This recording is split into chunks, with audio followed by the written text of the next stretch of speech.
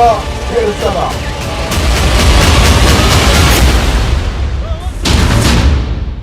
Double धमाका, double हमला, Hamas का खुफिया युद्ध।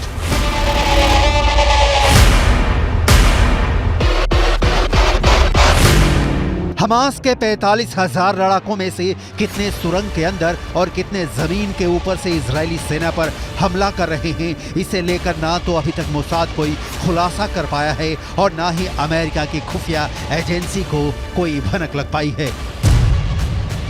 लेकिन मिडिल ईस्ट की मीडिया से जुड़े जानकारों के मुताबिक हमास इजरायली सेना पर वैसे भीषण हमले नहीं कर रहा है जैसे उसे करने चाहिए थे।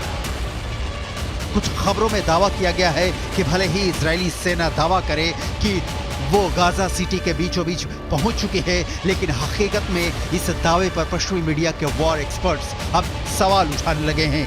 इजरायल के 34 से ज्यादा सैनिक जमीनी हमले के दौरान मारे जा चुके हैं। हम आपको पश्चिमी मीडिया के दावों के हवाले से बताने जा रहे हैं कि इजरायल सेना पर डबल धमाके के साथ डबल हमले की तैयारी हमास ने हिजबुल्लाह से मिलकर कर ली है।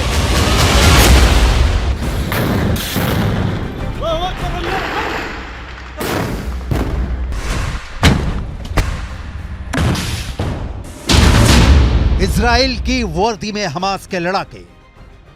लगता है इस बार इजरायली सेना, इजरायली खुफिया एजेंसी मोसाद और बीना शेत हमास की ताकत और वॉर प्लान को समझने में बुरी तरह से फेल हुए हैं।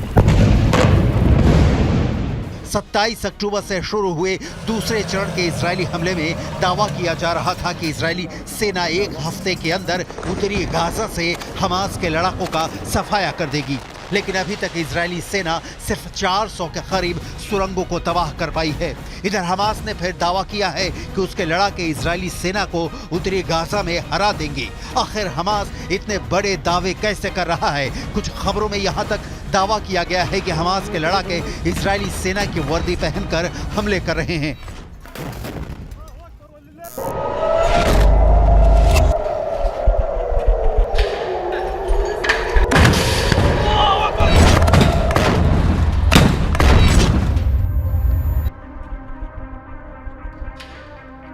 हमास सेना के शाखा अल कसम ब्रिगेड ने एक वीडियो जारी किया है जिसमें दिखाया गया है कि उत्तरी गाजा में इजरायली सेना उनके टैंक, उनके बख्तरबंद लड़ाकू वाहनों, यहां तक कि बुलडोजर पर भी हमास लड़ाके बेहद बेरहम और घातक हमले कर रहे हैं। जरा आप हमास की तरफ से जारी किए गए इस 2 मिनट 44 सेकंड के वीडियो की एक एक तस्वीर को देखिए, जिसमें 50% तक तबाह हो चुके गाजा में हमास के लड़ाके चारों तरफ से हमले कर रहे हैं। डबल धमाका, डबल हमला, हमास का खुफिया युद्ध।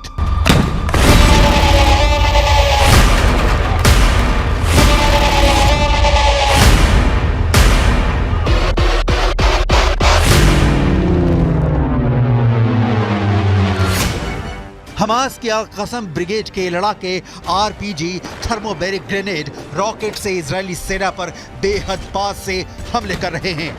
इजरायली टैंकों पर महज 100 से 150 मीटर दूरी से एंटी टैंक मिसाइलें और रॉकेट से हमले हो रहे हैं। हैरानी की बात तो यह है कि हमास की अल कसम ब्रिगेड अमेरिकी और रूसी हथियारों से इजरायली सेना पर हमला कर रही है। हमास के पास जो घातक राइफलें हैं उन्हें देखकर ही लग जाता है कि या तो अमेरिकी हैं या फिर रूसी। इस वीडियो में दिखाया गया है कि हमास के लड़ाके अचानक तबाह इमारतों से बाहर निकलकर आरपीजी फायर कर रहे हैं या फिर टैंकों पर सीधे रॉकेटों से हमले कर रहे हैं, जबकि जमीन पर इजरायली सेना का एक भी पैदल सैनिक नहीं दिख रहा है। इजरायली सेना पूरी तरह से या टैंक के अंदर है या फिर किसी बख्तरबंद वाहन के अंदर से हमास के लड़ाकों से जंग कर रही है। हमास के इस खुफिया युद्ध ने इजरायली सेना के पसीने छुटा दिए हैं। खुद इजरायल के रक्षा मंत्री तक मानने को मजबूर हैं कि उन्हें बेहद क्रूर और शातिर लड़ाकों से जंग करनी पड़ रही है। עזה היא בסיס הטרור הגדול ביותר שבנה האדם אי פעם. כל העיר הזו היא בסיס טרור אחד גדול. מתחת לקרקע קילומטרים של מנהרות. הן מתחברות אל בתי חולים, אל בתי ספר, הן מחוברות ביניהם. יש בתוכם חדרי קשר. מחסני תחמושת, מקומות לינה, והכל על מנת לשמש בסיס של טרור שממנו ניתן לפגוע. इजराइल के लिए विनाशक हिजबुल्लाह का हमला। लेकिन वहीं दूसरी तरफ हिजबुल्लाह के चीफ हसन नसरल्लाह ने दावा किया है कि इजरायली सेना के लिए गाजा युद्ध विनाशकारी साबित होने जा रहा है। हिजबुल्लाह के 60,000 से ज्यादा लड़ाके हमास के 40,000 लड़ाकों के साथ इजरायली सेना पर दूसरे राउंड का विनाशकारी हमला करने जा रहे हैं।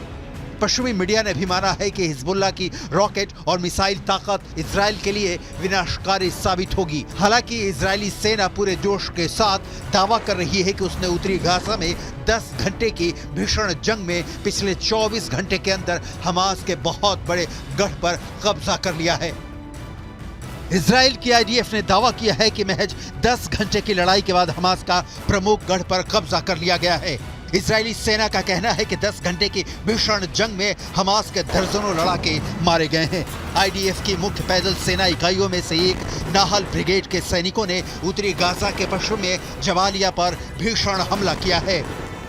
जबालिया में आउटपोस्ट 17 पर आईडीएफ ने हमास लड़ाकों को मारकर कब्जा कर लिया है। आईडीएफ ने खुलासा किया है कि हमास के लड़ाके जमीन के ऊपर और भूमिगत मार्ग से हमले कर रहे हैं। आईएसए और आईडीएफ की खुफिया जानकारी के आधार पर एक आईडीएफ फाइटर जेट ने सेंट्रल कैंप ब्रिगेड में हमास के एंटी टैंक मिसाइल यूनिट के प्रमुख इब्राहिम अबू मगसीब को मार डाला है।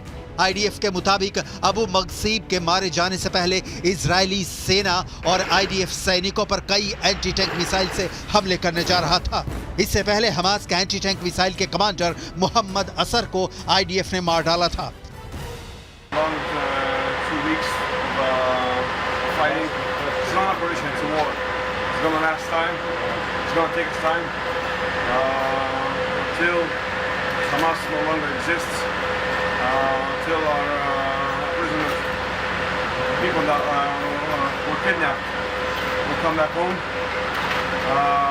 It's been rough, it's been hard, but we're doing a good job. IDF ने कई तस्वीरें जारी की हैं जिसमें दावा किया गया है कि नॉर्थ गाजा में हमले बेहद तेज कर दिए गए हैं। इजरायली सेना ने यह भी दावा किया है कि हमास के करीब 60 कमांडरों को अब तक मार दिया गया है। रॉयटर्स के मुताबिक इजरायली सेना ने गाजा में हमास के चीफ आया सिनवार को उसके बंकर में अलग थलग कर दिया है। वो बंकर के बाहर की दुनिया से पूरी तरह से कट चुका है। इधर इजराइल के युद्ध कैबिनेट के मंत्री रॉन डर्मर ने दावा किया है कि 30 दिन से ज्यादा की जंग में 3 से 4 हजार से ज्यादा हमास लड़ाके मारे जा चुके हैं। उत्तरी गाजा का 50% इलाका पूरी तरह से तबाह हो चुका है। फिलिस्तीनी और हमास समर्थकों के बीच कोहराम मचा हुआ है। وقصف وعنا معاقة. احنا طلعنا من بيتنا لانه ما فيش المنطقة كلها اخلى. فيش طلعنا على المدارس مش آمنة برضه.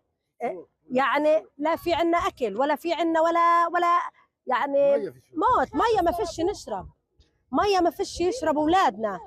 بعدين ضربوا المخابز ضربوا 30 दिन की जंग के बाद पता चला कि उत्तरी गाजा से 70% फिलिस्तीनी और हमास समर्थक भाग चुके हैं। उत्तरी गाजा से दक्षिण गाजा के बीच 14 किलोमीटर का फासला है। दक्षिणी गाजा में लगभग उत्तरी गाजा से 7 से 8 लाख लोग पहुंच चुके हैं, जबकि उत्तरी गाजा में फंसे 1.5 से 2 लाख लोगों को हमास के लड़ाकों ने मानव ढाल बना रखा है।